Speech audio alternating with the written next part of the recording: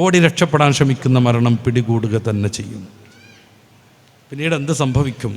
ആത്മാവിൻ്റെ വിഭ്യന്തരങ്ങളെന്നും പറഞ്ഞ പുസ്തകമുണ്ട് ഷംസുദ്ദീൻ മുബാറക്കിൻ്റെ, വായിച്ചു നോക്ക്. നമ്മുടെ ബോഡിക്ക് എന്ത് പറ്റും? 27 വർഷം മെഡിക്കൽ കോളേജ് കോഴിക്കോട്ടെ പത്തോളജി വിഭാഗം മേധാവിയാകുന്ന ഡോക്ടർ ഷേളി വാസുവിൻ്റെ പുസ്തകമുണ്ട് പോസ്റ്റ്മോർട്ടം ടേബിൾ, ഒന്ന് വായിച്ചു നോക്കുക. മാറും, വികാരങ്ങൾ മാറും, മോഹങ്ങൾ മാറ്റി എഴുതും. പുറത്തിറങ്ങണമെങ്കിൽ ചുണ്ട് ചുവപ്പിക്കണമെന്ന വികാരം തീരും. ഈ ചുണ്ട് എന്താവുമെന്ന് ഷേളിവാസ് വിശദീകരിക്കുന്നുണ്ട്. എത്രാം ദിവസം കണ്ണ് തുറിച്ചു വന്നിട്ട് പൊട്ടിപ്പോകുമെന്നവർ പറയുന്നുണ്ട്. വയറന്നാണ് വീർത്ത് വീർത്ത് വീർത്ത് വന്ന് കബറോളം പൊന്തിയിട്ട് പൊട്ടുക എന്നുള്ളത് പറയുന്നുണ്ട്. എന്നാണ് എല്ലുകൾ മാത്രം പൊന്തി നിന്ന് നമ്മൾ ഈ സന്തോഷത്തോടെ കൊണ്ടു നടന്ന ശരീരം കബറിലാകെ കണ്ട് ചീഞ്ഞ് ഒരു പേസ്റ്റ് പരുവത്തിൽ പരന്ന് കിടക്കുക എന്നുള്ളത് അവർ പറയുന്നുണ്ട്. പിന്നെ എന്നാണ് നെഞ്ചിൻ്റെ എല്ലുകൾ ഓരോന്നോരോന്ന് കൊഴിഞ്ഞ് വീഴുക എന്നുള്ളത് പറയുന്നുണ്ട്. കൗതുകം തോന്നും. ഞാൻ അങ്ങനെ ആവേണ്ട ആളാണ് നിങ്ങളും, ഞാൻ അങ്ങനെ ആവേണ്ടയാളാണ് നിങ്ങളും. മനുഷ്യ ശരീരത്തിലെ മൊത്തം ഘടകങ്ങൾ പരിശോധിക്കുക. മണ്ണിലെല്ലാം ഉണ്ട്, എല്ലാം മണ്ണിൽ +3 കൂടെയുണ്ട്.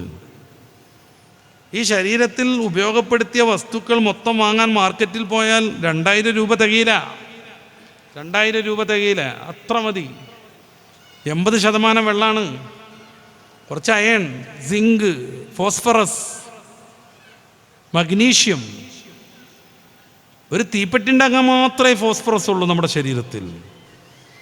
ഇതിനെ അലങ്കരിക്കാനാണ് ജീവിതം പാഴാക്കി കളയണത്. ഇതിനെ പിന്നെയും പിന്നെയും കൊഴുപ്പിക്കാനും ചൊറുക്കൂട്ടാനുമാണ് നമ്മൾ ശ്രമിച്ചുകൊണ്ടിരിക്കുന്നത്.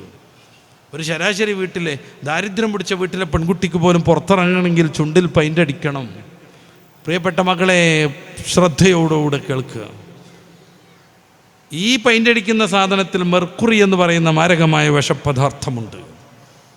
1 ഗ്രാമിൻ്റെ 100-1 അകത്ത് ചെന്നാൽ പോലും കിഡ്നി അടിച്ചു പോകും.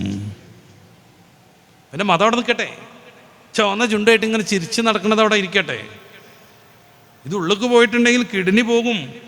കേരളത്തിലെ ഏറ്റവും കൂടുതൽ കിഡ്നി രോഗികളുള്ളത് നമ്മുടെ മലപ്പുറത്താണ്, മറക്കരുത്. അതുകൊണ്ട് ദുനിയാവും ആഖിറവും വിജയിപ്പിച്ചെടുക്കണം.